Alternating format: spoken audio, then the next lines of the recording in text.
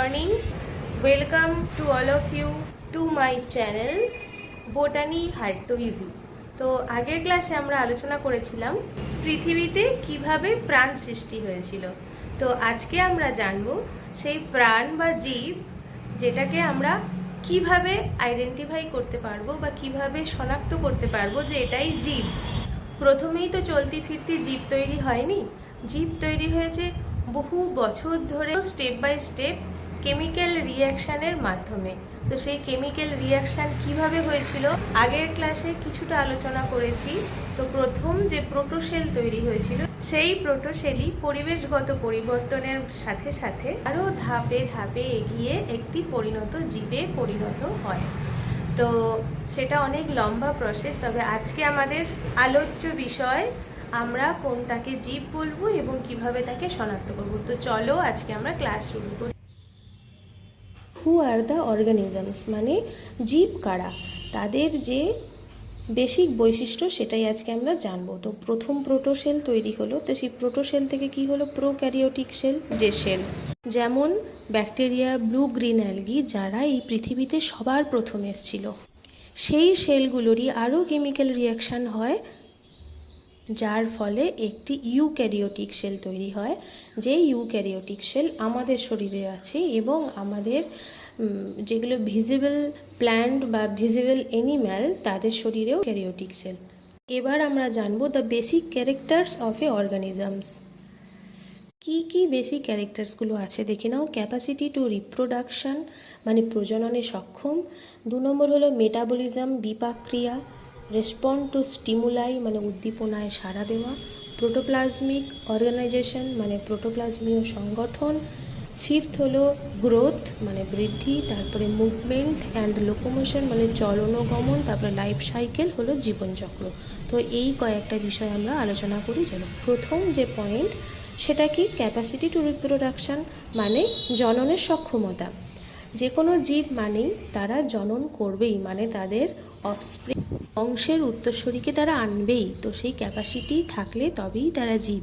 যেমন ফুলের পরাগ মিলন হয়, পুরুষ ফুল থেকে রেণু যখন স্ত্রী ফুলে পড়ে তখন সেখানে ফল তৈরি হয়, সেই ফল থেকে আবার নতুন উদ্ভিদ তৈরি হয়। তেমনই দেখো যে কোনো প্রাণীর বা মানুষের শরীরেও থাকে সেল। যেমন মেয়েদের শরীরে আছে এগ বা ডিম, আর ছেলেদের শরীরে আছে শুক্রাণু। তো এই দুটোর মিলনেও সেভাবেই নতুন এক প্রাণ সৃষ্টি হয় বা তাদের অফস্প্রিং বা তৈরি হয়। তো দ্বিতীয় পয়েন্ট কি দেখব আমরা, সেটা হলো মেটাবলিজম মানে আমাদের বিপাক ক্রিয়া। তো বিপাক ক্রিয়া কীভাবে সম্পন্ন হয়, শরীরের মধ্যে খাদ্য উপাদান ভেঙে সেখান থেকে এনার্জি পাওয়াটাকেই বলে বিপাক।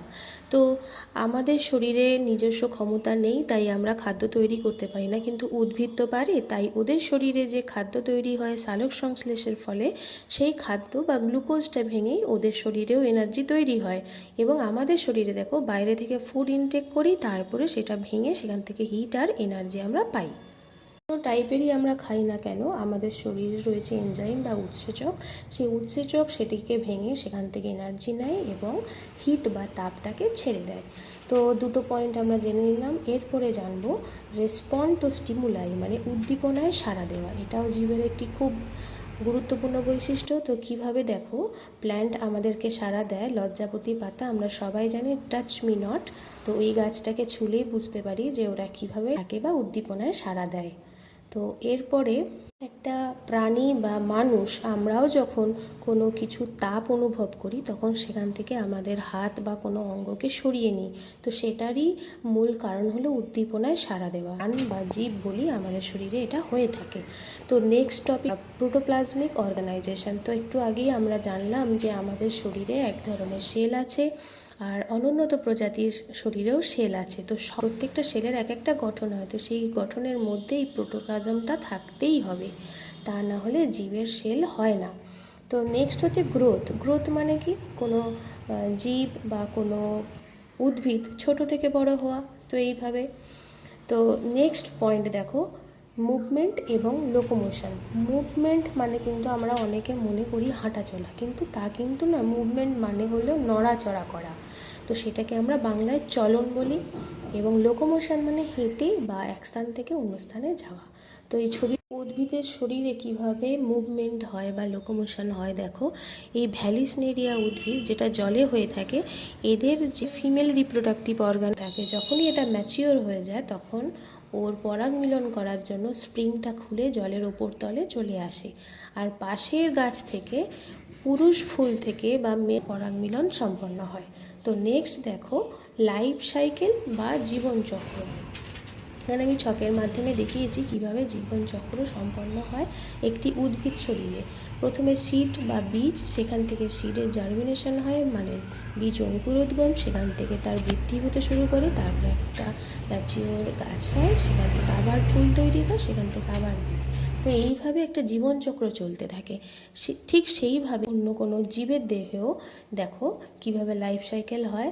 প্রথমে একটা প্রজাপতির লাইফ সাইকেলই দেখাচ্ছি। তারা ডিম পারলো একটা পাতায়, সেই ডিম থেকে কি তৈরি হলো, ক্যাটারপিলার, যেটাকে আমরা শুঁয়োপোকা বলি না, তো সেই রকমই একটি গঠন তৈরি হয়। সে আবার কি করে, গাছের ডালে পিউপা তৈরি করে একটি বাসা বানায়, তার মধ্যেই সে খাওয়া দাওয়ার খায়, সেখানেই সে বাঁচে।